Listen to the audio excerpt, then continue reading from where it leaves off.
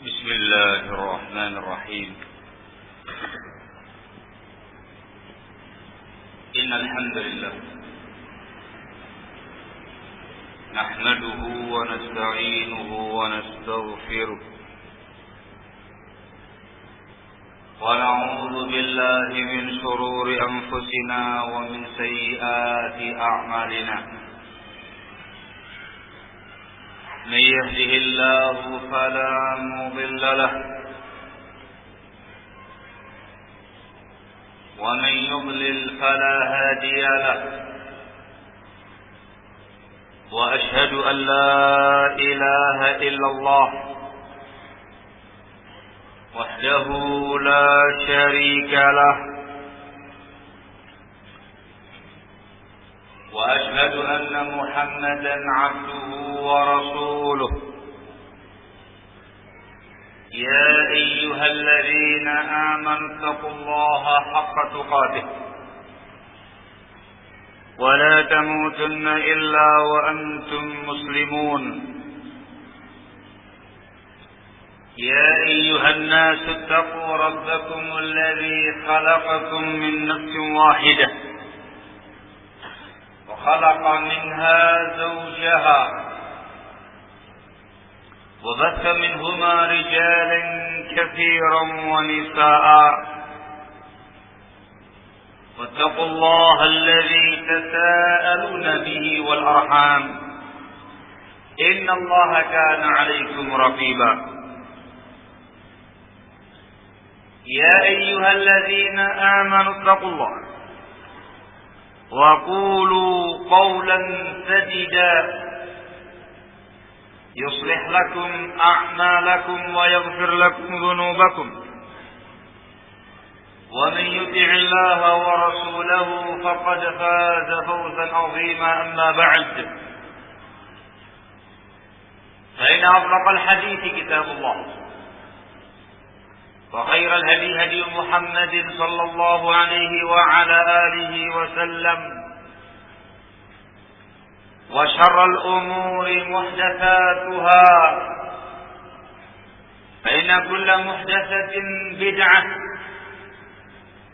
وكل بدعة ضلالة وكل ضلالة في النار أيها الناس. إخوانا fillah a'azzakumullah. Salah satu dari fenomena yang muncul yang ramai dibicarakan belakangan ini, terutama dibicarakan di negeri kita yang tercinta ini, ialah fenomena komunisme. Di dalam bahasa Arabnya namanya syuyu'iyah. Ramai dibicarakan dikarenakan adanya indikasi-indikasi orang-orang yang berpemahaman komunis mulai menggeliat, mulai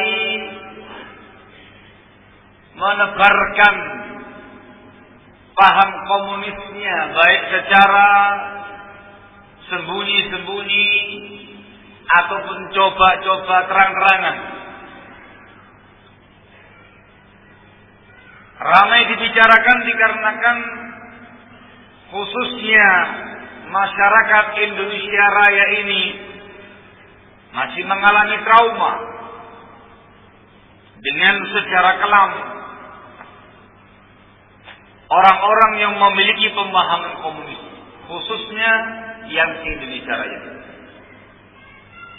Bayang-bayang peperangan, bayang-bayang pemberontakan, bayang-bayang kudeta, bayang-bayang pembantaian, pembunuhan, dan yang lain-lainnya berkelebat di benak-benak masyarakat Indonesia, terutama yang mengalami sejarah masa lalu atau yang membaca sejarah masa lalu.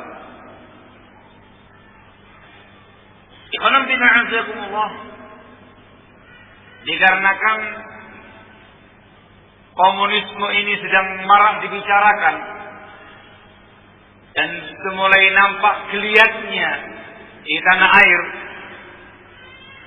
maka kita kaum muslimin terpanggil untuk menjelaskan kepada umat Islam secara khusus dan kaum masyarakat Indonesia Raya secara umum, bagaimana pandangan Islam terkait dengan paham komunisme, terkait dengan ideologi komunisme. Dibicarakan dengan sudut pandang agama, dibicarakan dengan sudut pandang syariat.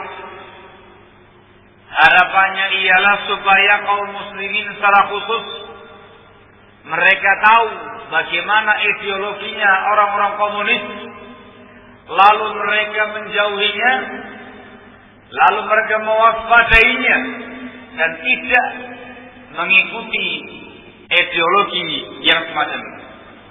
Juga tidak terpesona dengan berbagai macam upaya-upaya mereka yang menutupi hitamnya ideologi mereka dengan berbagai macam gerakan-gerakan yang berbau sosial atau yang semisalnya. Ikhwanatina azakumullah, pembahasan tentang komunisme sesungguhnya tidak terlalu panjang. Namun penting juga barakallahu fikum untuk kita usut dalam pandangan syariah beberapa masalah penting yang dengan itu insyaallah taala akan tergambar di hadapan kaum muslimin siapa sesungguhnya komunis dan bagaimana pemahaman komunisme ini. Tema ini akan saya ulas dengan menyampaikan beberapa pembahasan. Pembahasan yang pertama terkait dengan pendiri dan pencetus pemahaman komunisme. Ikhwanatina azakumullah, orang-orang yang membaca sekian banyak referensi-referensi yang membicarakan masalah komunisme, hampir semuanya nggak ada ikhtilaf, sepakat bahwasanya pemahaman komunisme ini yang pertama kali memunculkannya, memasyhurkannya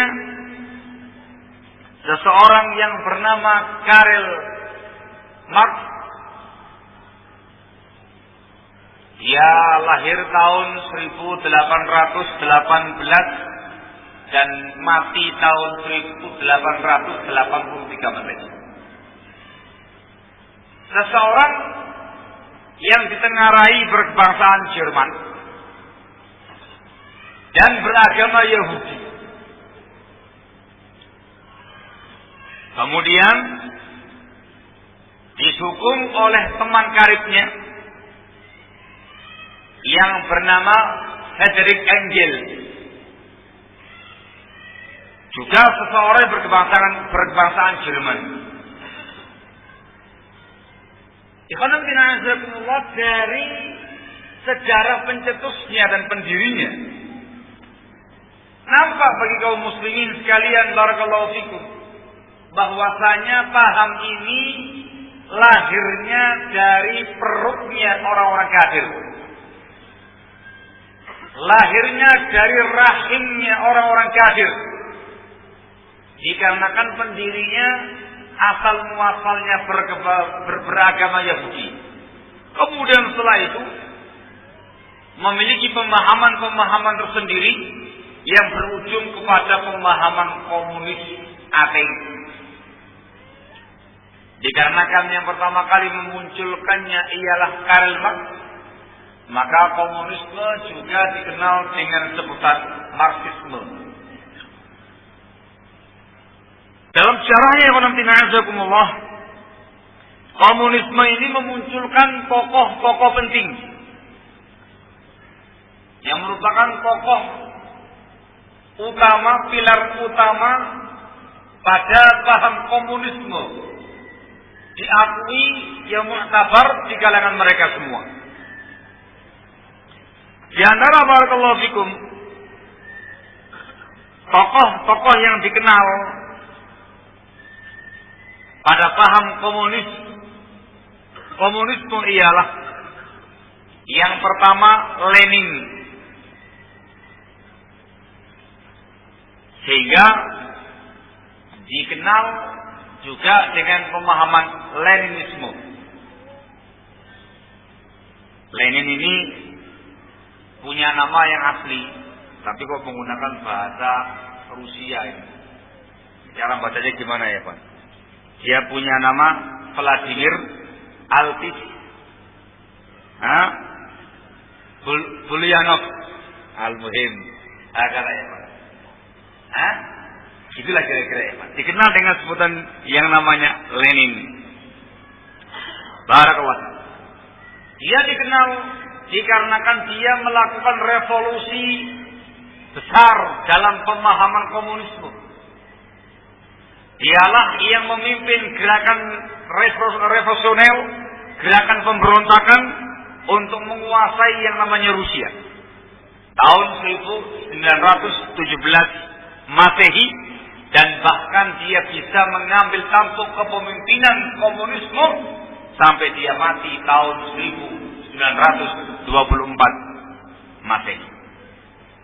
Dia pun juga sama, ditengarai agama asalnya adalah Yahudi. Bahkan dia juga punya nama Yahudi yang dikenal dengannya. Tapi kemudian masuk dalam jaringan komunisme, akhirnya dia pun jadi ateis. Di antara tokoh paham komunis yang juga masyhur di kalangan mereka, barakallahu fikum, setelah Lenin, ini juga pakai bahasa Soviet lagi ya Pak. Kalau nggak salah baca namanya, siapa ya Pak? Sebelum Stalin, ada lagi satu orang lagi ya Pak. Gimana bacanya ya Pak? Al-Muhim Turstiski atau gimana cara bacanya? Baru kemudian setelah itu generasi yang berikutnya adalah Stalin. Dan nama dia lebih beken, lebih masyhur daripada yang sebelumnya. Sehingga juga dikatakan sebagai Stalinisme. Barakallahu. Dia lahir tahun 1879 Masehi, mati tahun 1954 Masehi. Tahun 50-an kemarin ya. Nah, nama aslinya adalah Yosef. Apa gitu ya Pak ya? Barakallahu. Dia dikenal dengan orang yang bengis, orang yang kejam, berdarah dingin, orang yang tidak bisa lepas, nggak bisa berubah ketika punya pendapat, yang menyelisih pendapatnya mati. Barakallahu. Ini tokoh-tokoh penting dari pendiri-pendiri, pencetus-pencetus, pelopor-pelopor paham komunis. Rata-rata berasal dari Yahudi. Rata-rata berasal dari Yahudi. Saya ulangi itu 3 kali. Rata-rata berasal dari Yahudi. Sebelum saya terus katakan, saya kasih faedah penting.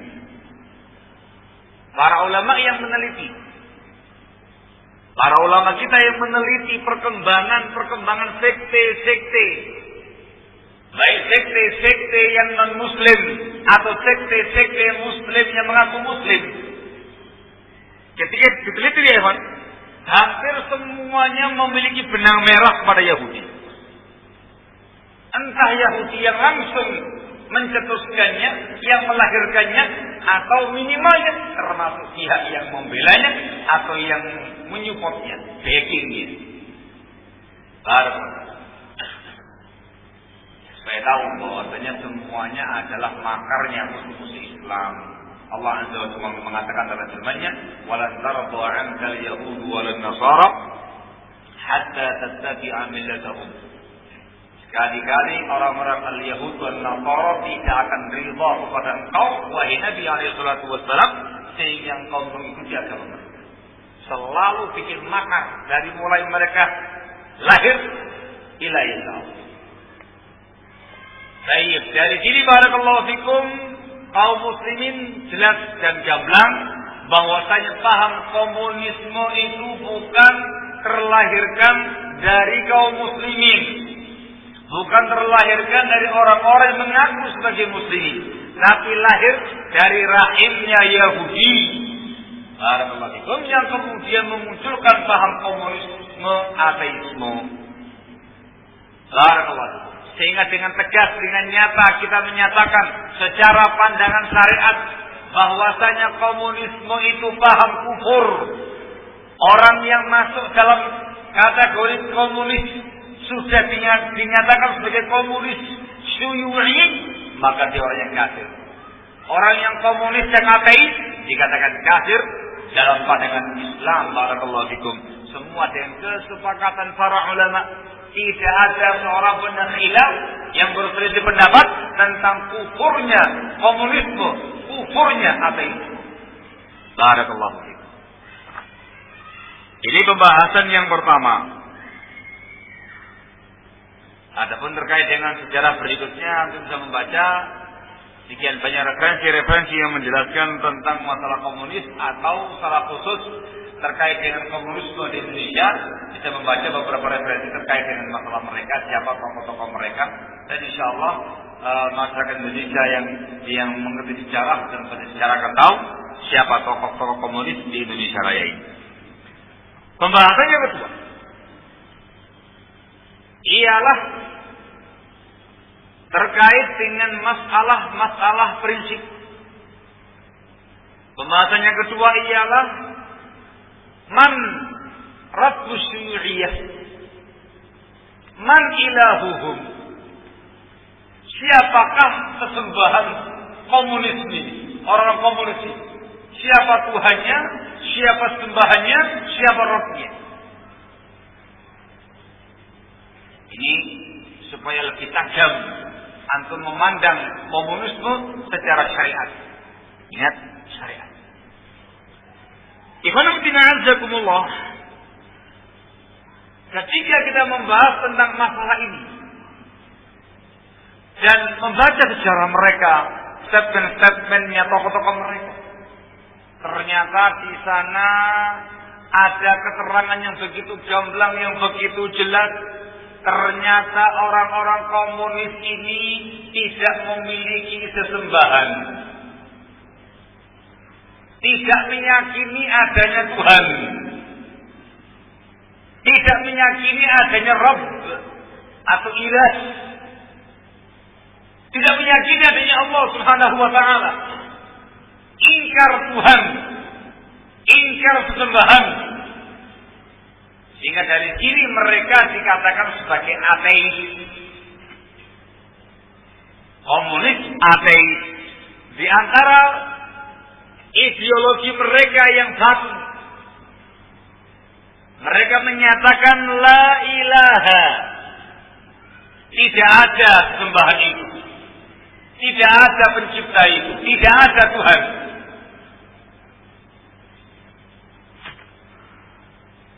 Bahkan disebutkan ada sebuah pernyataan yang dilontarkan oleh Lenin. Ini mujahid pertama komunisme ini. Pembaharu pertama komunisme. Saya sebutkan dalam edisi Indonesia, disebutkan dalam sebuah risalah berjudul Asy-Syuyu'iyah wa Mawaqiful Quran. Dia mengatakan, katanya Lenin, dengan edisi Indonesia, tentu dia akan ngomong dengan bahasa Rusia ya. Edisi Arabnya, dia mengatakan laisa sahihan annallaha huwallazi yunazzimul akwan. Tidak benar. Dia mengatakan tidak benar keyakinan bahwasanya Allah itu yang mengatur alam raya ini. Wa innamas sahihu huwa anna Allah fikratun khurafiyah. Yang benar, Allah itu adalah khurafat. Hanya pikiran-pikiran, fikrah khurafat. Ikhtalaqahal insan. Pemikiran khurafat yang diciptakan, yang dibuat oleh manusia. Liyubarrira ajza nafsih, untuk melegalkan ketidakmampuan manusia tadi.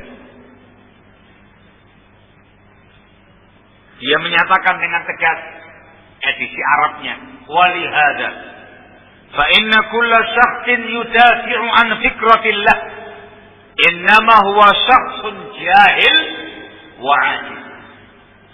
Atas dasar ini, setiap orang yang membela pemikiran adanya Allah, dia orang yang bodoh dan dia orang yang tidak punya kemampuan.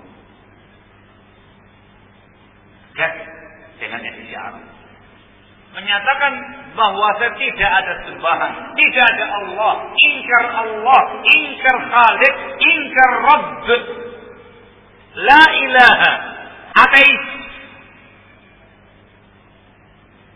Yang namanya pemahaman ateisme, barakallahu fikum, dalam pandangan syariah itu kafir dengan kesepakatan semua kaum muslimin, bukan cuma ulamanya. Kesepakatan semua kaum muslimin yang punya akal sedikit saja mengatakan ini kufur. Pemahaman mereka ini, barakallahu fikum, lebih kufur dibandingkan dengan iblis, laknatullahi alaihi. Mohon maaf kalau agak kasar bahasanya ya. Saya orang asli Jawa Timuran. Nah, kalau kurang halus kayak Sunda gitu ya, mohon maaf. Tapi ya sedikit kasar apa dikarenakan pemahaman yang dibahas, pemahamannya Pak. Jauh lagi. Pemahaman mereka ini, ideologi mereka ini lebih kufur daripada iblis, laknatullahi alaihi. Kenapa demikian? Dikarenakan iblis makhluk yang terlaknat, yang dilaknat oleh Allah Azza wa Jal, neraka tempatnya, itu masih meyakini adanya Allah Subhanahu wa Ta'ala. Dia masih meyakini Allah sebagai Rabb-nya, sebagai penciptanya. Ngerti ini? Dia abadikan dalam sekian banyak ayat Al-Quran dari Allah Subhanahu wa Ta'ala ketika menyebutkan tentang iblis, ketika berbicara kepada Allah Azza wa Jalla, selalu memanggil Rabb. Rabbi fa'anzirni ila yaumi yub'atsun. Ketika dia dipastikan dilaknat oleh Allah Azza wa Jalla, fa innaka rajim, kamu orang yang terlaknat dan kamu akan dimasukkan dalam neraka jahanam. Dia meminta sebuah permintaan dengan mengatakan Rabbi fa'anzirni ila yaumi yub'atsun. Wahai Rabb, panggil Allah Azza wa Jalla, wahai Rabb, wahai pencipta, wahai pemilik, tangguhkanlah aku sampai pada hari mereka dibangkitkan. Permintaannya jangan mati sampai hari kiamat. Dikabulkan oleh Allah Subhanahu wa Ta'ala dan hikmah besar dari Allah Subhanahu wa Ta'ala. Itu iblis masih mengatakan Rabbi, wahai Rabbku, wahai Rabbku, wahai Rabbku. Lenin mengatakan itu khurafat. Sehingga mereka ini lebih kafir daripada iblis, laknatullahi alaihi.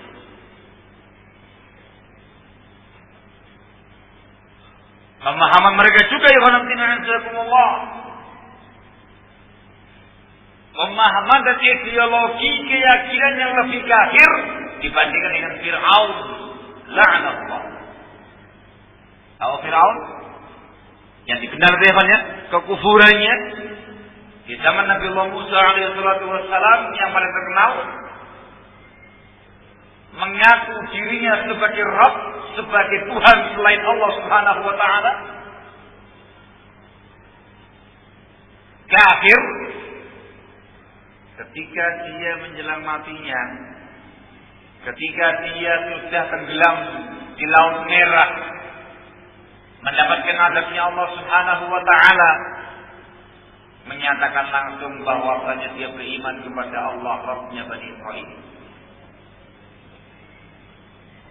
Dan Allah Subhanahu wa taala menyebutkan dalam Al-Qur'anul Karim di An-Naml, Allah memberitakan tentang isi hati mereka sungguhnya. Allah menyatakan wajahadu biha wastaiqanatha anfusuhum zulman wa udwan. Mereka ini menentang, mengingkari ayat-ayat Allah, mengingkari Allah Subhanahu wa taala, padahal hati mereka meyakini kebenarannya. Tapi mereka ingkar karena zalim dan merasa tinggi hati di muka bumi. Artinya yang namanya Fir'aun sebelum mati sempat tobat, tapi telat. Fir'aun dalam hatinya, dalam hati yang paling dalam, meyakini kebenaran Allah Azza wa Jalla, adanya Allah Subhanahu wa taala, kebenaran Nabi Allah Musa, tanda-tanda kenabiannya dan segala macamnya. Yakin dia. Tapi diingkari, ditolak karena kezalimannya dan dikarenakan merasa tinggi hati di muka bumi. Barakallahu fikum. Sehingga Fir'aun sedikit lebih bagus dari Lenin. Bahasa yang lebih besar lagi, Lenin dan orang-orang bersama dengan dia dari pemahaman komunisme itu lebih kafir daripada Fir'aun. Ideologi mereka ini, barakallahu fikum, yang menyatakan la ilaha, tidak ada sembahan, ideologi yang lebih kafir dibandingkan dengan paham berhalaisme. Berhalaisme itu ialah orang-orang yang menyembah berhala, yang menyembah batu keramat, yang menyembah pohon keramat, yang menyembah patung Hubal, yang menyembah patung Lata, Uzza, Manat, yang menyembah buatannya sendiri, bikin gundukan tanah yang bagus, disiram pakai susu, kemudian disembah dan segala macamnya. Dari kalangan kaum berhalaisme, pemahaman dan ideologi komunisme ini lebih kafir daripada mereka. Kenapa demikian? Dikarenakan mereka ini, barakallahu fikum, dikatakan sebagai musyrikin, orang-orang musyrik, terutama di zamannya Rasulullah SAW, orang-orang Quraisy penyembah berhala ini, walaupun mereka menyembah berhala kafir, tetapi mereka masih yakin Allah lah yang menciptakan mereka, Allah lah yang memberi rezeki kepada mereka. Disebutkan dalam banyak ayat, Allah Subhanahu wa taala berfirman, "Wa la in sa'altahum man khalaqas samawati wal arda la yaqulunna Allah." Kalau seandainya engkau bertanya kepada mereka, wahai Nabi alaihi salatu wasallam, orang-orang berhalaisme itu, orang-orang musyrikin Quraisy itu, kalau kamu tanya kepada mereka, siapa yang menciptakan langit dan bumi? Jawabannya, Allah. Tidak mengatakan apa, tidak mengatakan Uzza, tidak mengatakan Manat. Ini semua hanya wasilah saja. Mereka mengatakan mereka adalah wasilah kami, perantara kami dalam beribadah kepada Allah. Mereka ini yang memberi syafaat kepada kami dalam beribadah kepada Allah. Pencipta? Bukan. Pengatur alam? Bukan. Pemilik alam? Bukan. Siapa Rabbu? Allah. Penciptamu? Allah. Yang ngasih kamu rezeki? Allah. Itu mereka.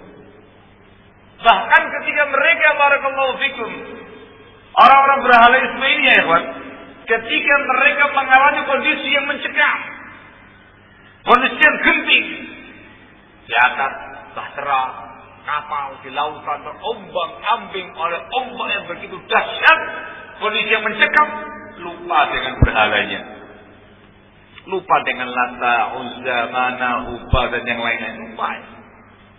Mereka langsung berdoa kepada Allah Azza wa Jalla semata, memurnikan doanya hanya untuk Allah semata, lupa dengan semua berhalanya. Wa idza rakibu fil fulki da'u Allah mukhlishina lahu din falamma najjahum ila al-barri idza hum yushrikun. ketika mereka menaiki bahtera, mengalami kondisi yang mencekam di tengah lautan, mereka berdoa kepada Allah dengan mengikhlaskan doa hanya untuk Allah semata. Tapi ketika Allah selamatkan ke daratan lagi, syirik lagi. Intinya apa ya? Yakin adanya Allah, Rabb mereka, pencipta mereka, bahkan dalam kondisi yang genting, mereka hanya berdoa kepada Allah.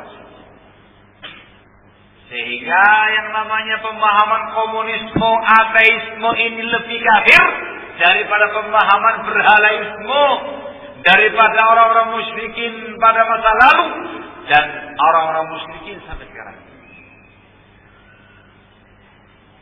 Paham? Nah, dikarenakan komunisme ternyata punya pemahaman ateisme.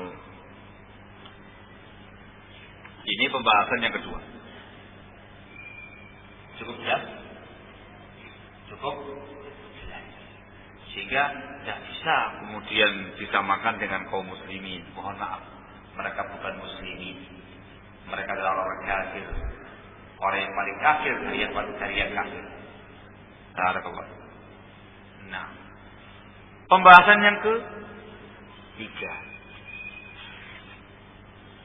Sebenarnya ketika dikasih mukadimah begini, kebaca ya kepada antum ya. Nah, saya kebaca semua, oh bakal gini. Tapi lama. Sedikit ini. Pembahasan yang berikutnya ialah madinuhum. Apa agamanya komunisme ini tadi? Wa ma mauqifuhum minal adyan. Dan apa mauqif mereka, sikap mereka terhadap agama-agama yang ada?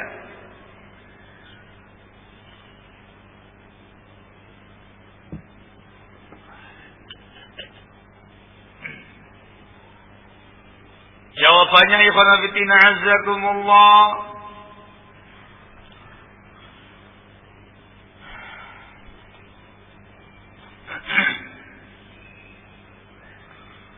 agamanya komunisme, ateisme ini ialah tanpa agama. Agama mereka tanpa agama. Artinya barakallahu fikum, paham komunisme, ateisme ini adalah paham tanpa agama, anti agama. Bahkan dalam ideologi komunisme,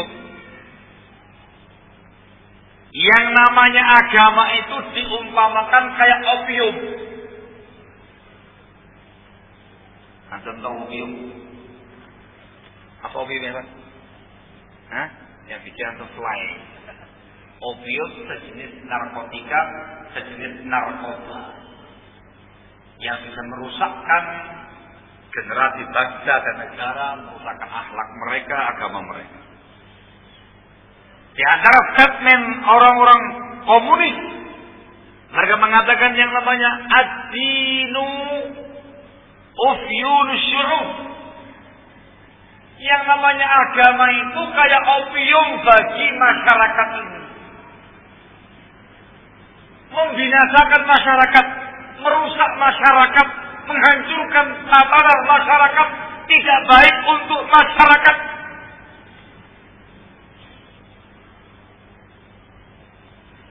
Ini barakallahu fikum agamanya mereka. Agamanya komunis adalah tanpa agama. Agama mereka adalah anti agama. Sehingga di antara ideologi komunisme yang begitu masyhur dari mereka ialah muharabatul adyan. Mereka ini perang melawan semua agama-agama yang ada kecuali kecuali Yahudi. Jangan lupa. Kecuali Yahudi. Karena pentolan komunisnya itu lahir dari rahimnya Yahudi. Ya, tak suka kita bersemua agama. Cuman kalau sama Yahudi lebih familiar, lebih toleran. Terkait dengan semua agama, katakan tidak, kata mereka. Bahkan memerangi agama-agama tadi. Di antara ideologi mereka, barakallahu fikum, ialah asyuyu'iyah taqumu ala muharabatid din. Yang namanya komunisme dibangun di atas ideologi perang melawan agama. Wa tu'linul harba bila hawada 'ala din. Dan mengumumkan perang dengan tanpa rasa kasih sayang. Perang dengan kekerasan melawan semua agama. Komunisme tidak punya keterkaitan apapun dengan semua agama. Tapi pada kenyataannya Yahudi pengecualian. Dari semua agama-agama yang ada, barakallahu fikum, agama yang paling mereka benci adalah Islam. Orang yang paling mereka benci kaum muslimin. Kaum muslimin. Barakallahu. Sehingga jangan heran ketika orang-orang komunis ini memiliki kekuasaan dan kekuatan. Yang pertama kali mereka habisi, yang pertama kali mereka bantai adalah kaum muslimin. Semua kaum muslimin tidak peduli dari ormas manapun, dari partai manapun, dari sikap manapun. Yang penting muslim. Dimusuhi, diintimidasi, dibasmi, dibantai kalau memungkinkan. Dikarenakan kebencian yang luar biasa kepada agama, terutama agama Islam dan kaum muslimin. Di antara bentuk kebencian mereka kepada agama ialah mereka juga benci kepada semua yang aroma-aroma agama. Komunis itu paling anti dengan semua tempat-tempat ibadah. Terutama yang paling mereka benci adalah masjid. Paling tidak suka dengan yang namanya masjid. Ketika mereka punya kekuatan, maka di antara yang mereka perintahkan kepada anak buahnya, hancurkan masjid.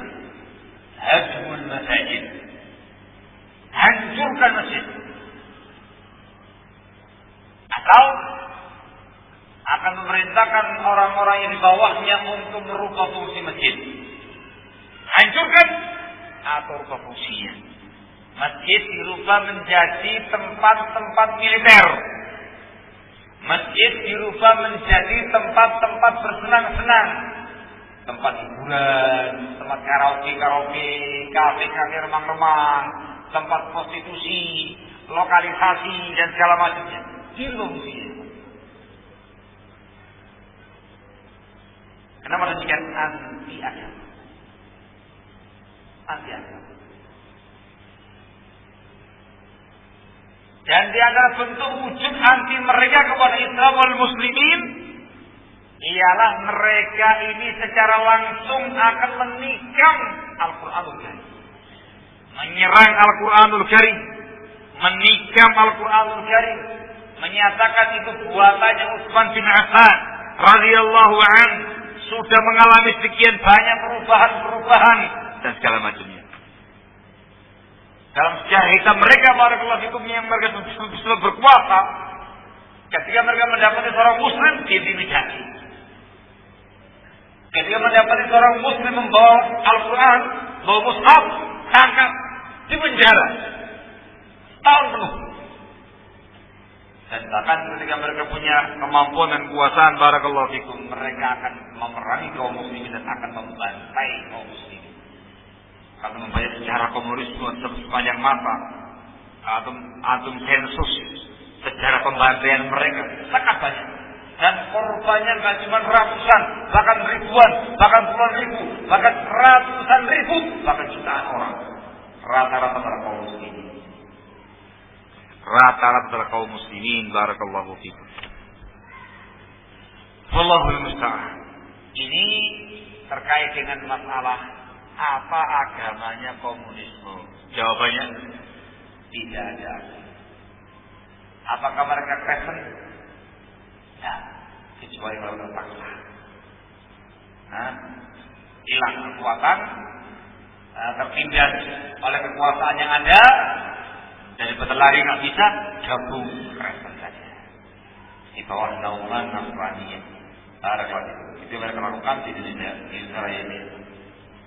Apakah mereka Yahudi? Tidak juga, tapi paling suka dengan agama Yahudi karena rahim mereka rahim Yahudi. Apakah mereka Muslim? Sangat tidak mungkin. Mereka anti Islam dan kaum Muslim dan anti syiar Islam. Barakallahu fikum. Sehingga mereka adalah rombongan orang-orang tak beragama, rombongan orang-orang yang anti agama, rombongan orang-orang yang perang melawan agama, terutama agama Islam dan kaum muslimin. Jadi ya tidak punya Allah, tidak punya Nabi, tidak punya agama, tidak punya kitab suci. Allahul musta'an. Baik. Pembahasan yang berikutnya, yang keempat. Diajak supaya bisa disesuaikan. Pembahasan yang berikutnya terkait dengan akidah komunisme. Apa akidah mereka? Apa itikat mereka?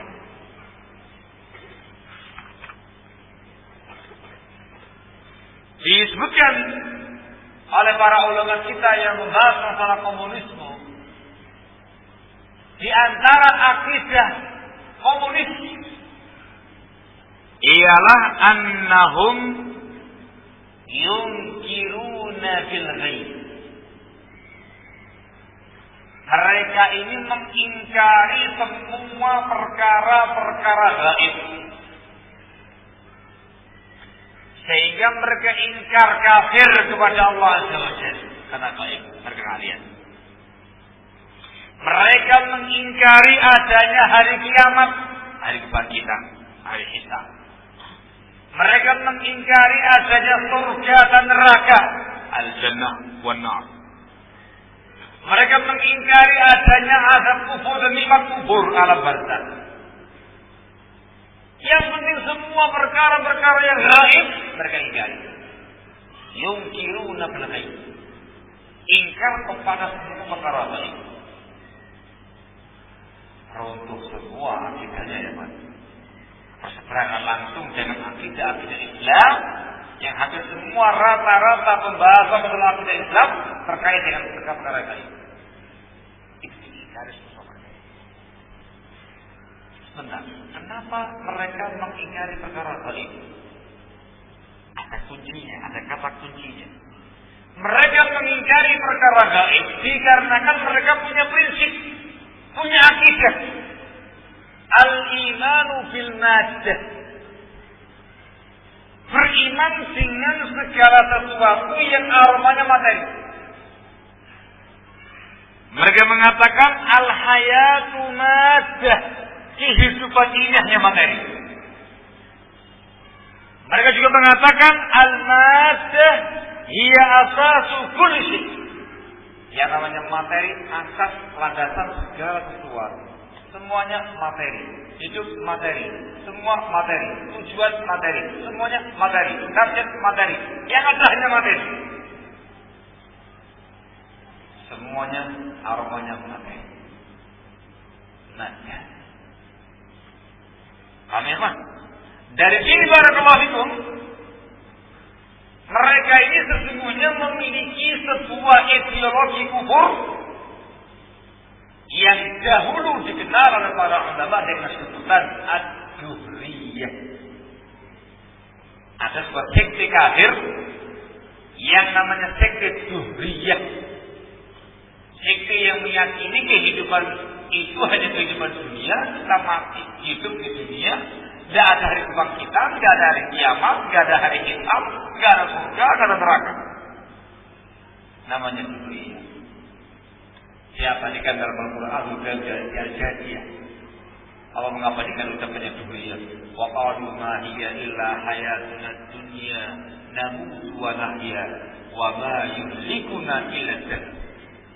Sia-sia. Mereka ini mengatakan tidak ada kehidupan kecuali kehidupan kami di dunia ini. Namutu wa nahya, di situ kita hidup, kita mati. Wa ma yuhlikuna illa ad-dahr, dan tidak ada yang membinasakan kita kecuali mati. Itu pemahaman Zuhriyah. Mengimani materi. Yang ada kehidupan dunia. Tidak ada lagi yang namanya pembahasan hayat. Pemahaman Zuhriyah ini barakallahu fikum. Kalian tahu benang-benang merahnya apa? Pemahaman Zuhriyah ini barakallahu fikum. Sebuah pemahaman yang menelurkan pemahaman at-tanasukhiyah. Tahu tanasukhiyah apa? Reinkarnasi. Reinkarnasi. Tapi bukan dalam bentuk peralihan wujud. Misalkan antum tiba-tiba berwujud kambing. Antum wujudnya berubah anjing. Kamu nggak mati. Berubah wujud anjing kek, kokek kek, apa gitu kek. Kayak gitu kek. Nah, ada kabar itu. Enggak. Tapi yang dimaksud dengan tanasukhiyah ialah bahwasanya kehidupan kamu nanti kamu akan mati. Tapi akan terus kembali lagi. Kembali terus berputar, tiada henti, enggak ada kiamat, enggak ada yang berhenti. Dahulu pemahaman Zuhriyah menyatakan, pemahaman Zuhriyah kafir menyatakan bahwasanya semua yang ada di alam dunia ini akan kembali seperti semula setiap 36.000 tahun sekali. Setiap 36.000 tahun semua akan kembali ke asal lagi. Terus jalan mentok, baik lagi. Terus demikian. Tiada henti. Yang ada hanya kehidupan dunia. Tidak ada kiamat, tidak ada hisab, tidak ada surga, tidak ada neraka, tidak ada azab. Ini oleh para ulama kita dinyatakan sebagai akidah kufur. Dikarenakan ingkar kepada Allah, ingkar hari kiamat, ingkar hari kebangkitan, ingkar hari kitab, ingkar hari negeri barzakh, alam kubur, ingkar surga, ingkar neraka, dan ingkar semua perkara baik. Akidah mereka akidah kufur dengan kesepakatan semua ulama. Kalau muslimin kan sudah iman kepada Allah, iman adanya alam kubur. Di kubur nanti ada yang dapat nikmat kubur, ada yang dapat azab kubur, ada hari kiamat, hari kebangkitan, ada tanda kiamat yang sebelumnya. Kiamat ada juga banyak peristiwa dikumpulkan di padang mahsyar. Ada syafaat Nabi, ada sirah, ada jembatan, ada pembagian buku-buku amal. Ujungnya surga dan neraka. Itu bagus. Tetapi yang namanya ideologi komunisme, pemahaman komunisme ternyata sama dengan Zuhriyah, tanasukhiyah yang menyatakan hidup itu hanya materi. Dan ini barakallahu fikum sebuah ideologi yang menghujam dalam jiwa mereka dan akan mereka perjuangkan sampai titik dalam penghabisan. Mengejar. Dipahami ya ikhwan? Di antara statementnya orang-orang komunis ketika berbicara masalah perkara-perkara gaib, mereka mengatakan al-umur al-ghaibiyah khurafah min sunfi rijalti liyakulu amwalan nasi bil batil. Perkara gaib itu khurafat, buatannya tokoh-tokoh agama supaya bisa memakan harta orang dengan cara batil. Bahasa ngidin ya mas, itu buatannya para kiai, beni pemangan, supaya dapat rezeki, bodohi umat. Ada tuan. Ini al-mujib. Ideologi komunis, ideologi Zuhriyah dan Tanasukhiyah yang menyatakan hidup itu hanya materi, akidah kufur. Semuanya kufur kabeh nih Evan. Gimana Evan? Dari mulai sampai sekarang kufur semua ini. Ya dikarenakan lahir dari rahimnya kafir, jadinya yang memusuhkannya kafir-kafir juga ya. Pembahasannya ke kok diem? Yang berapa ini? Pembahasannya kelima. Jangan sampai ngantuk deh ya. Kalau saling ngantuk tiba-tiba komunisme benar. Wah, repot ini. Pulang-pulang dari Bandung membawa sebuah cerita. Ustaz Akif bilang komunisme benar. Wah, bahaya. Hati-hati ya. Pembahasan yang kelima. Pembahasan yang kelima ialah terkait dengan masalah komunisme dan keluarga. Komunisme dan keluarga.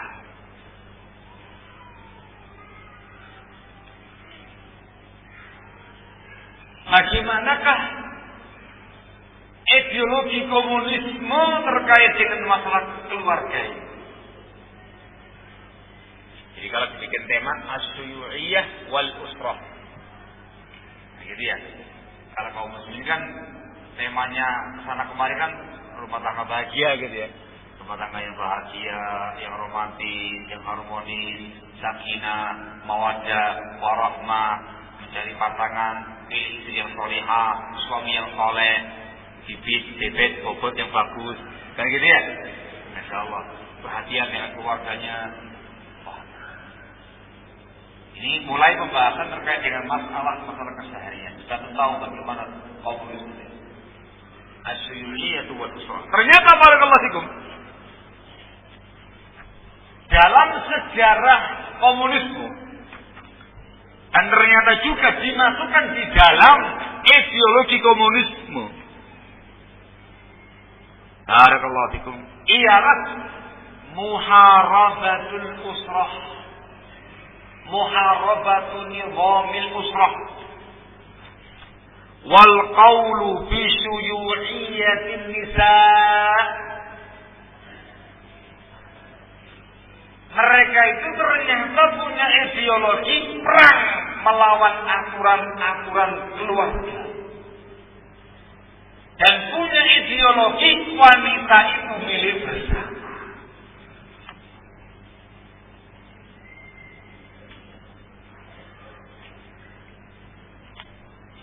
Barakallahu fikum. Temannya Karl Marx yang bernama Friedrich Engels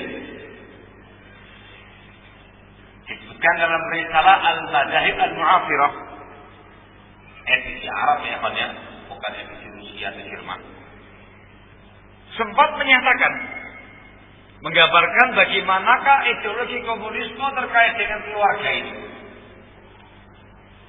Dia mengatakan edisi Arabnya, innal usrata hiya wad'un min awda'i mujtama'in la nadja fihi wala jadwa min wala mahalla listibqa'i hadha al-wad' wa ta'yibihi illa bil qadri alladhi yula'imu maslahatahu. Dia menyatakan seperti Engels ini, ikhwan.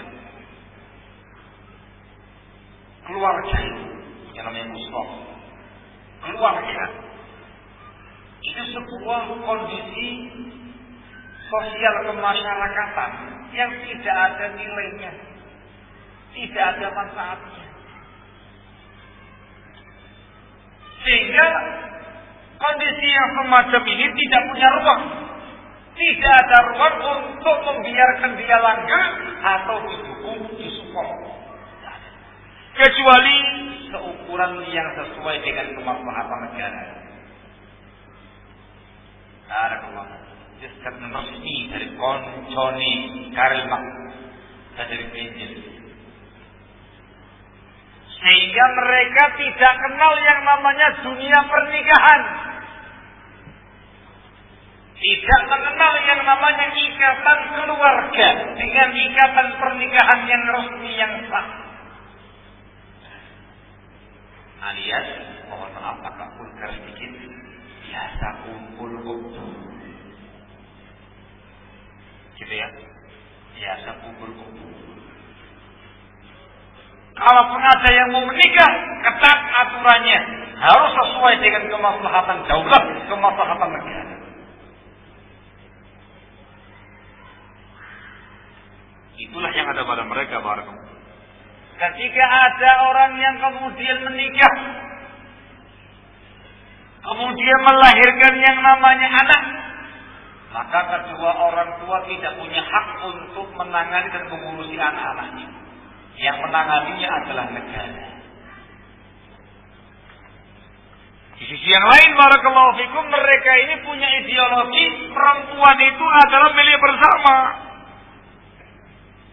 Milik bersama. Sehingga barakallahu fikum, wanita itu di kalangan mereka dalam pandangan orang-orang komunis, orang murahan, bisa dipakai kapanpun, dalam kondisi bagaimanapun, oleh siapapun. Rakhis, murah meriah. Barakallahu. Meskipun tidak ada ikatan apa. Ketika ada percintaan atau hubungan cinta antara laki dan perempuan, demen banget, sangat cinta begitu.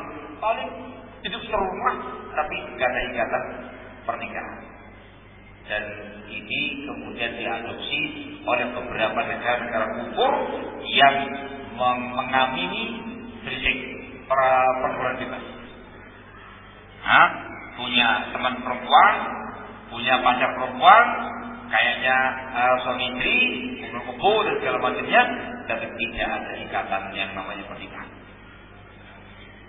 Bisa bayangkan barakallahu fikum kalau demikian kondisinya. Kalau bayangkan barakallahu fikum, maka di tengah-tengah negara-negara komunis akan tersebar begitu luas yang namanya praktek prostitusi. Ya beyo. Itu akibatnya. Yang namanya manusia ya kan, memiliki yang namanya syahwat, kecenderungan pada kaum wanita. Ketika tidak ada ikatan yang sah, mereka pun akan mengadakan tanpa ikatan yang sah. Yang penting hasratnya terpenuhi. Jangan heran kalau kemudian yang namanya free sex, hubungan seks bebas di tengah-tengah mereka biasa. Prostitusi luar biasa, tempat lokalisasi mendunia. Dan hampir semua negara-negara yang pernah terpengaruh dan dikuasai oleh negara-negara komunis, keadaannya sama. Di antara negara-negara barakallahu fikum yang terkena jajahannya komunis adalah Jerman, Cina, Jerman, Cina, Soviet, Yugoslavia, Kuba, Bulgaria, Romania, dan yang lain-lainnya. Tempat-tempat di negara-negara yang kalau antum membaca sejarah mereka atau menguak dunia mereka, yang namanya free sex itu dilegalkan sama mereka. Sempat menginfokan beberapa waktu yang lalu, ya tahunya dari baca-baca berita ya kan, terbongkar prostitusi yang murah meriah dan luar biasa besar di Jerman. Karena ada istilah sex in Jerman.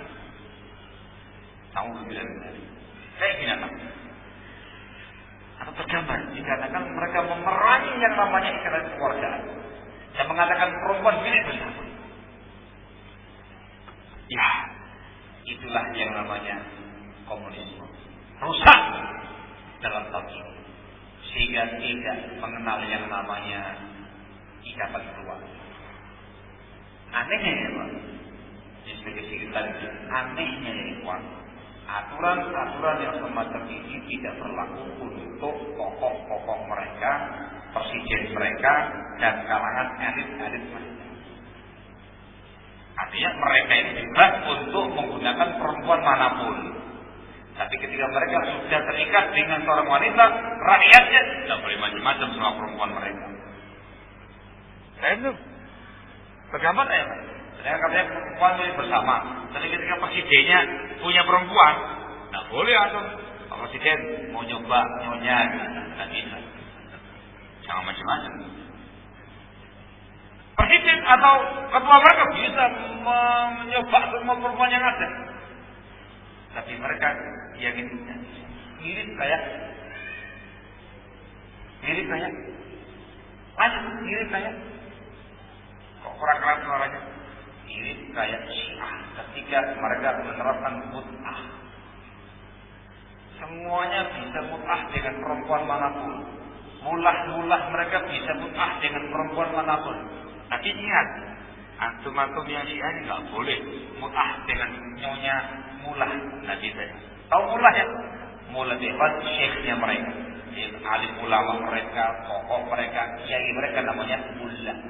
Yang tertinggi namanya sayyid. Tak bisa untuk menikahi mut'ah dengan putrinya sayyid. Mut'ah dengan nyonya sayyid.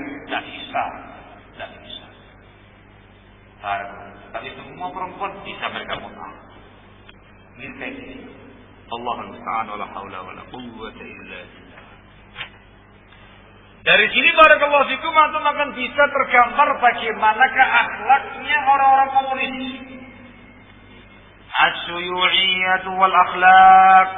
Pembahasan yang berikutnya terkait dengan suyu'iyah, komunisme dan akhlakul karimah. Akhlakul suyu'iyah, akhlaknya orang-orang komunis. Prinsipnya seperti itu akan tergambar dengan jelas bagaimanakah mereka semua barakallahu fikum. Diadakan penelitian oleh para ulama kita terkait dengan orang-orang komunis atau yang tinggal di negara-negara komunis atau yang terpengaruh oleh para komunis. Dilihat bagaimana akhlakiyah mereka barakallahu fikum dalam sebanyak syarat. Terjawab bahwasanya orang-orang komunis tidak mengenal yang namanya akhlakul karimah. Ya karena agama janda, akidah janda, Allah aja diingkari. Akhlak dari mana? Perempuan milik bersama, fisik, tidak kenal yang namanya ikatan keluargaan. Dari mana akhlaknya? Sehingga asyuyu'iyah tidak akhlakiyah. Yang namanya komunisme tidak punya namanya akhlak. Tidak ada yang namanya akhlakul karimah barakallahu. Allahul musta'an. Mereka dikenal barakallahu fikum memiliki hati yang kaku, yang keras. Al-qaswah al-mubanahiyah. Hati yang begitu kaku, yang begitu keras para pujang. Barakallahu. Ketika mereka melakukan sebuah tindakan sadisnya kejam, sadisnya luar biasa. Ketika mereka melakukan sebuah tindakan kriminalitas mengerikan, tergambar sebuah akhlak yang mengerikan barakallahu fikum. Akhlak yang jelek, akhlak yang buruk, perilaku yang buruk, ucapan-ucapan kotor, ucapan-ucapan yang keras, yang kasar biasa oleh mereka. Tidak tahu yang buruk juga demikian, hati yang kaku, hati yang keras. Mereka terbiasa barakallahu fikum meminum khamr, minum-minuman yang keras, melakukan tindakan-tindakan fahisyah, tindakan yang keji, berbagai macam kemungkaran, kemaksiatan dan yang lain-lainnya. Semuanya lepas. Dikatakan tidak punya agama sama sekali barakallahu. Nah, sehingga masyarakat komunisme adalah masyarakat yang paling rendah, masyarakat yang paling hina, masyarakat yang paling kecil dalam pandangan Islam. Lihat, dalam pandangan Islam secara syariat Islamiyah menyatakan demikian. Barakallahu fikum.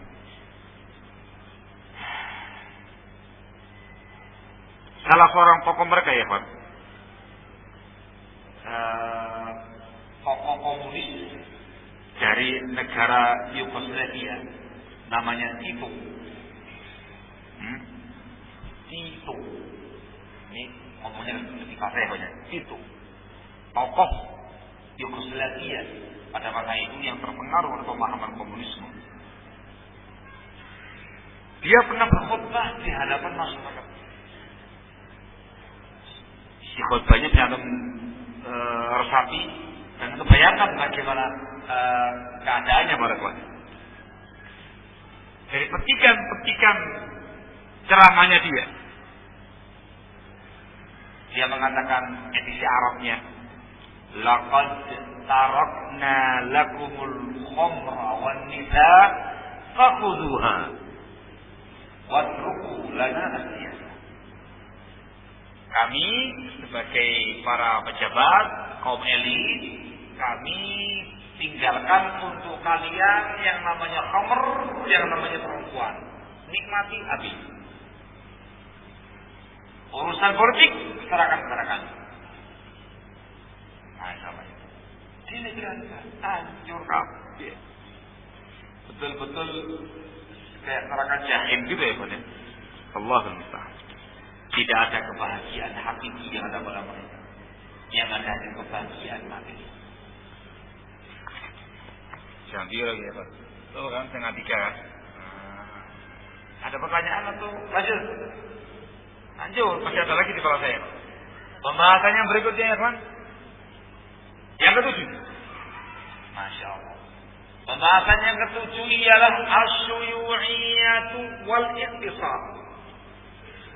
Komunisme dan ekonomi. Bagaimanakah ideologinya orang-orang komunis terkait dengan bab ekonomi? Ini penting untuk diangkat para kelas dikarenakan orang-orang komunis ini slogan-slogan yang disampaikan kepada pihak luar, mereka ini adalah pro rakyat ya, nah, pro rakyat, pro kaum bawah, proletariat apa namanya, kaum bawah, kaum buruh, kaum tani, kaum tertindas, kaum bawah, kaum rakyat, kaum sedang. Slogan mereka menggambarkan kepada banyak orang, kami akan siap untuk mengentaskan kalian dari keterpurukan kalian, kehinaan kalian, kemiskinan kalian, kefakiran kalian. Kalian akan menjadi kaum borjuis. Seakan-akan menawarkan sebuah solusi ekonomi yang wah. Gitu ya. Sehingga perlu diangkat. Komunisme dan ekonomi. Bagaimanakah iqtisadiyah turun? Ternyata barakallahu fikum, yang mendalami dan membaca sejarah komunisme dan ideologi mereka, ternyata mereka punya sebuah ideologi dalam pembahasan ekonomi dalam bentuk muharabatul milkiyatul fardiyah, memerangi atau anti kepemilikan harta benda secara pribadi. Sehingga ideologi mereka yang sungguhnya barakallahu fikum, masyarakat itu tidak bisa memiliki hartanya sendiri. Di dalam sejarah mereka ya banyak. Adapun kemari mereka mulai berkembang, lain dengan yang sebelumnya. Namun ada perkara ini. Mereka mengatakan dahulu ya, yang namanya masyarakat mereka tidak boleh memiliki hasil sendiri. Yang bisa dia miliki hanya kebutuhan primer. La yajuzu li ahadin ayyam dzalika mata'an aktsar min ad-daruriyat. Tidak boleh bagi siapapun menurut ideologinya mereka ini untuk memiliki harta benda lebih dari kebutuhan primer. Wala ayyakuna lahu darun yaghliquha. Jika nggak boleh memiliki rumah yang dia kunci sendiri. Ini ideologi ini muncul di awal-awal perjuangan komunis. Sehingga pada masa itu barakallahu fikum, kehidupan mereka itu kehidupan kayak militer. Kehidupan yang tinggal di barak-barak militer. Semuanya milik bersama, harta milik bersama, dinikmati bersama. Yang mengaturnya daulah negara. Ini untuk merasakan penderitaan kaum proletariat. Ternyata punya usut barakallahu fikum, komunisme ini tadi lahir atau muncul dari sosok orang-orang tokoh-tokoh yang dibawakan tadi, hidup di masa-masa kekuasaan dan berjayanya pemahaman kapitalisme, lagi dominannya imperialisme dari barat, menindas kaum bawah, mengangkat kaum borjuis, sehingga mereka melawannya dengan pemahaman komunisme. membela rakyat bawah, perang melawan kalangan borjuis, kalangan atas. Itu awalnya. Sehingga orang-orang yang masuk pada komunisme era awal dahulu sengsara ya. Masyarakatnya sengsara. Makanya apa adanya. Tetapi yang paling berbahagia ya tokoh-tokohnya. Ketika yang lainnya di barak-barak jadi istana. Ketika yang lainnya di rumah-rumah masing-masing tapi tidak ada yang memiliki kunci yang bisa mengunci rumahnya masing-masing, mereka di gedung-gedung mewah yang mentereng-mentereng. Dan kalau mereka dahulu nggak bisa menikmati yang namanya kendaraan yang mewah-mewah, kendaraan yang bagus-bagus, tokoh-tokoh mereka mewah semua ya kendaraannya. Sehingga banyak depresi, banyak stres, banyak shock. Akhirnya secara perlahan mereka mengubah ideologi. Ternyata kemudian ideologi ini menjadi pupus. Tapi tetap masih ada logat-logat tadi. Ternyata berketahuan setelah itu barakallahu fikum, mereka ini ialah melawan kaum borjuis, melawan kaum borjuis untuk menjadi borjuis juga. Slogan mereka ialah memperjuangkan aspirasi dan kehidupan kaum proletar, tapi dalam rangka untuk menjadi kaum borjuis. Allahu ta'ala la haula wala quwwata illa billah. Ini ikhwanatina azakumullah terkait dengan masalah ekonomi yang ada, dan secaranya ikhwanatina azakumullah tidak pernah sekalipun mereka bisa memberikan kesejahteraan secara ekonomi kepada rakyat bawahnya.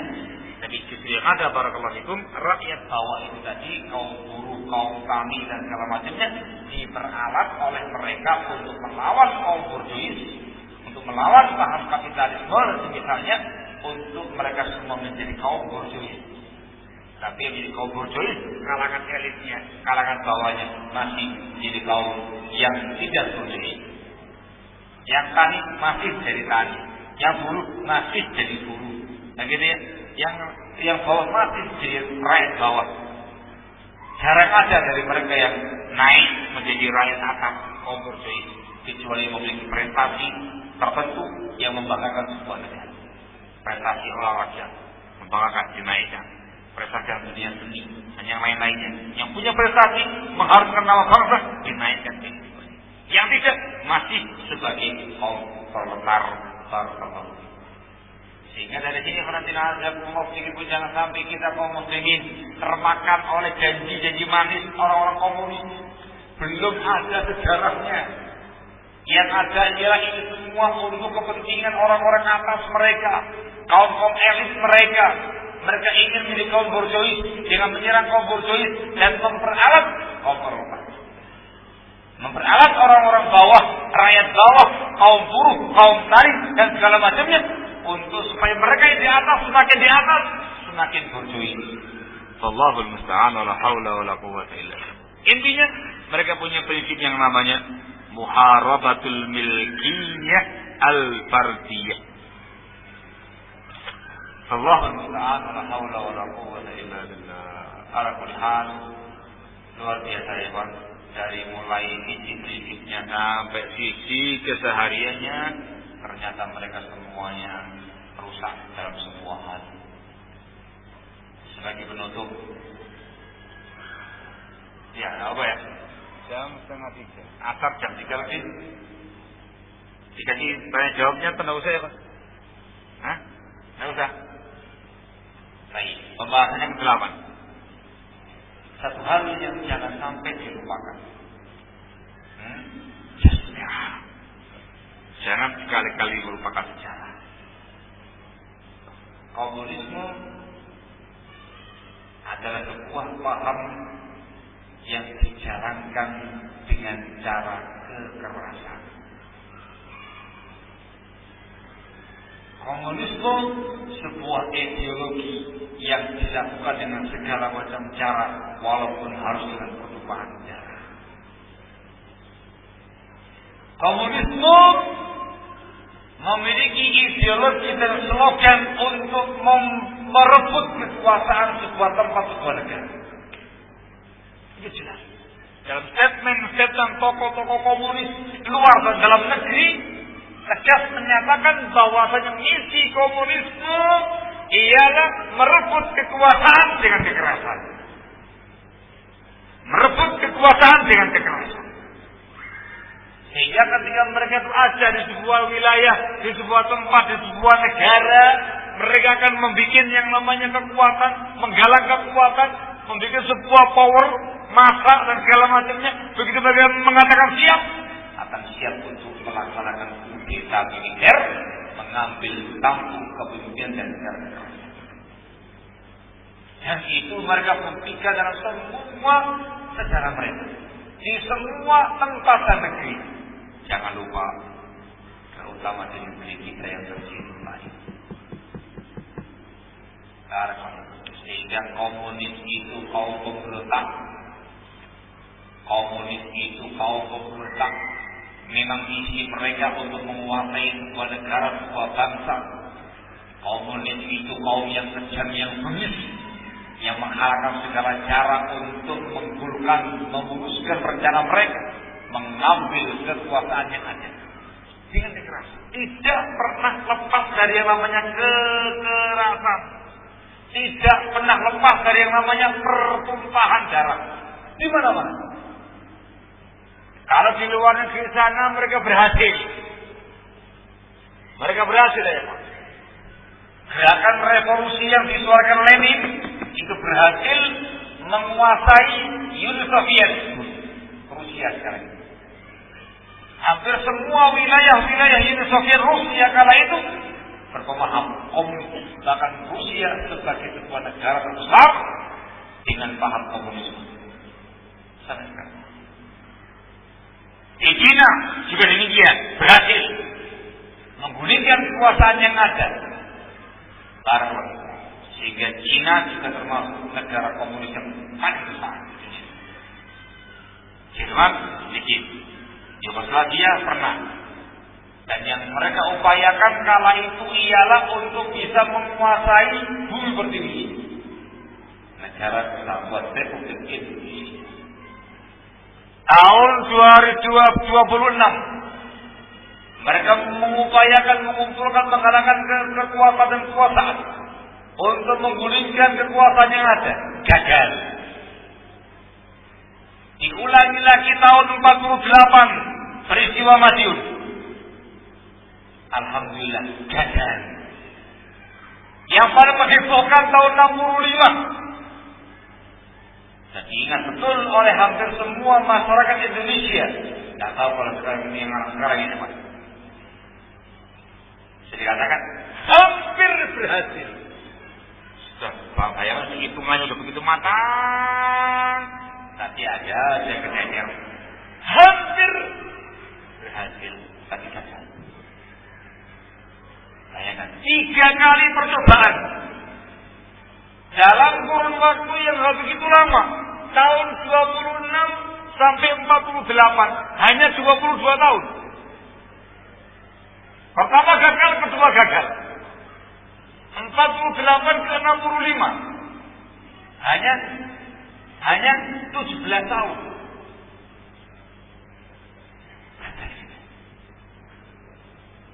65 2016. Hampir 51 tahun. Jangan punya harap-harap muncul lagi barakallahu fikum. Dan kalau seandainya terjadilah perkara muncul, wajib digagalkan untuk yang keempat kalinya dengan tanpa banyak makan korban. Orang yang cerdas itu orang yang belajar dari sejarah. 3 kali itu jumlahnya sangat besar. Umumnya orang itu kalau mengadakan sebuah pergerakan perebutan kekuasaan, sekali gagal, mikir. Ini enggak coba lagi yang kedua kali, gagal lagi, belum apa. Yang ketiga kalinya gagal. Itu berarti sudah memiliki planning besar, makar-makar besar yang enggak mungkin didiamkan. Walaupun saya katakan sejarah mbah kita dulu, bukan mbah kita, mungkin sebagian kita juga mengalami masa itu. Udah berarti 50 tahun yang lalu, kita banyak yang usia 60, 70, 80 ya. Para kawan, ini semuanya harus waspadai. Harus kita mengambil pelajaran penting.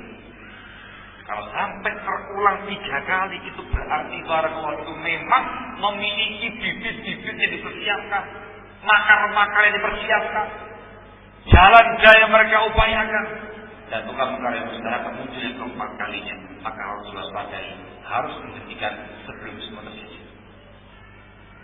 Maka di sini barakallahu fikum yang bisa kita sampaikan terkait dengan kita kaum muslimin adalah memaparkan kepada antum sekalian bagaimanakah sesungguhnya ideologinya orang komunis. Dari mulai awal pembahasan sampai sekarang ini jelas menyatakan bahwasanya secara pandangan syariat mereka semuanya rusak akidahnya, rusak keimanannya, rusak agamanya, rusak ibadahnya, rusak akhlaknya, rusak ekonominya, rusak juga dalam berbangsa dan bernegara. Rusak lahir batinnya, rusak dunia agamanya. Dan secara ideologi keyakinan disepakati oleh semua para ulama kita, ideologi komunisme, ideologi kafir, ideologi mereka ateis, ideologi yang kafir. Itu namanya keyakinan ya. Jangan baik-baik. Sehingga jangan sekali-kali seorang muslim itu jatuh dalam lubang sampai 4 kali. 2 kali tidak boleh, apalagi 4 kali. Sudah 3 kali nyemplung lubangnya ya Pak. Jangan yang keempat kalinya lagi. Waspadai gerakan-gerakan komunisme, waspadai gerakan ideologi mereka barakallahu fikum. Dan yang terpenting gerakan-gerakan mereka yang ada, geliat mereka yang ada diwaspadai supaya jangan sampai terbawa oleh mereka barakallahu fikum. Adapun nasihat kita yang mengenai azakumullah kepada setiap kaum muslimin dengan kewaspadaan kepada ideologi mereka, ialah diharapkan kepada setiap kaum muslimin untuk mengkaji lebih lanjut, lebih dalam tentang agama mereka, agama Islam yang diajarkan Nabi kita Muhammad SAW. Kaji dengan semangat akidah Islam yang benar, bagaimanakah ibadah Islam yang benar, bagaimana akhlaknya Islam yang benar, bagaimana muamalah Islam yang benar, bagaimana adab, muamalah dan segala macam yang benar secara Islam, supaya antum bisa mengetahui dengan ilmu tadi penyimpangan-penyimpangan yang ada di sekitar Anda.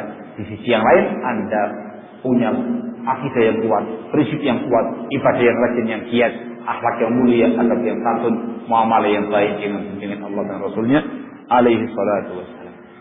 Semangat belajar, semangat talabul ilmi, semangat tafaqquh fiddin, dan semangat untuk mendakwakan Islam kepada semua masyarakat supaya mereka tahu indahnya Islam dan jeleknya berbagai macam ideologi dan penyimpangan-penyimpangan yang ada dari dari yang menyimpang dari Islam barakallahu fikum.